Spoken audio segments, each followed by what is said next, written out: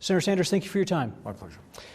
Colorado's Democratic Senator Michael Bennet does not support your Medicare for All plan, and the Democratic Senate candidate John Hickenlooper doesn't either. If Democrats oppose your plan and you have to go with a public option instead, is that success? Is that failure? Well, first of all, you've given me the names of two people who don't support it, but you haven't told me about the polling which says that the overwhelming majority of Democrats do support it. Here's the bottom line. We have a cruel and dysfunctional healthcare system today in which we're spending twice as much per person on healthcare as do the people of any other country. And despite that huge expenditure, which is going up, people can't afford healthcare, 87 million Americans are uninsured or underinsured. 30,000 die each year because they don't go to a doctor when they should. And we pay by far the highest prices in the world for prescription drugs. 500,000 people go bankrupt because of medical bills. This is a system which cannot be defended. So I am very proud of the support that we're getting from people like the National Nurses Union, from the American College of Physicians, 158,000 doctors who support Medicare for All. Study just came out the other day from Yale University pointing out that we will save 13% of our healthcare expenditures and save 60,000 lives. So I strongly support Medicare for All, as do I think a vast majority of Democrats. Colorado has a higher concentration of traditional energy workers than most states. You've called for a ban on fracking in 2025 and then a transition for those workers into other careers. Correct. We're talking about 90,000 Coloradans and their families. How exactly do it work? Well, here's what the issue that we have. And let's be clear about it. People may disagree with me, but I will tell you what I think. What the scientists are now telling us is that climate change is an existential threat to this planet.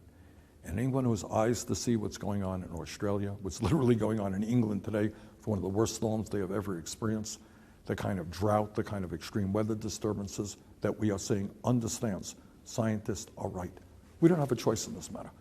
If we are going to save this planet for our kids and future generations, we must, underline must, move away from fossil fuel to energy efficiency and sustainable energy. Now, having said that, I do understand that the workers here in Colorado and workers all over this country who are in the fossil fuel industry, they're not my enemy. You're looking at a guy who has the strongest lifetime pro-labor voting record in the United States Congress. Those workers are not my enemy. And that's why in the proposal that we have brought forth, there are billions of dollars in a just transition to make sure that those workers have income for 5 years, job training, education, health care. So those workers are not our enemies. It's not their fault that climate change is threatening the planet. So we're going to do everything we can to make sure that they can get other jobs, but we're not going to push them aside. We are going to protect them. There are Coloradans and others across the western U.S. who like to see themselves as self-reliant. Is the Western ideal of self-reliance compatible with democratic socialism? Yeah, absolutely. Look, what I believe is that the United States has got to join many other countries around the world in guaranteeing to people certain basic rights. All right, now you may disagree with me. I think healthcare is a human right.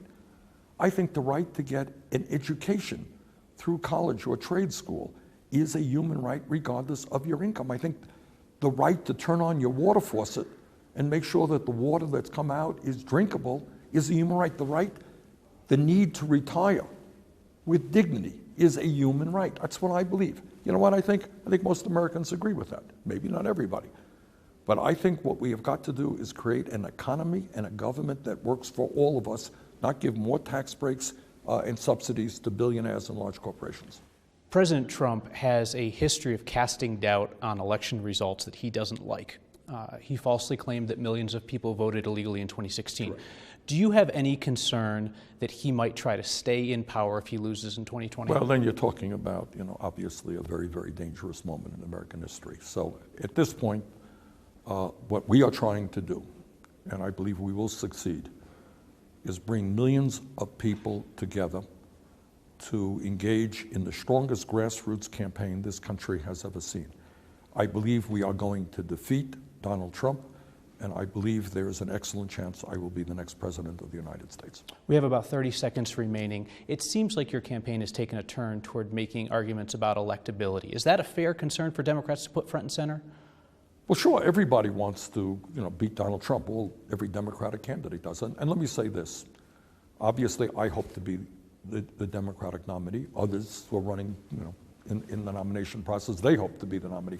But I think we are all united in saying that no matter who wins this thing, we're all going to come together to defeat Donald Trump, who is the most dangerous president in the modern history of this country.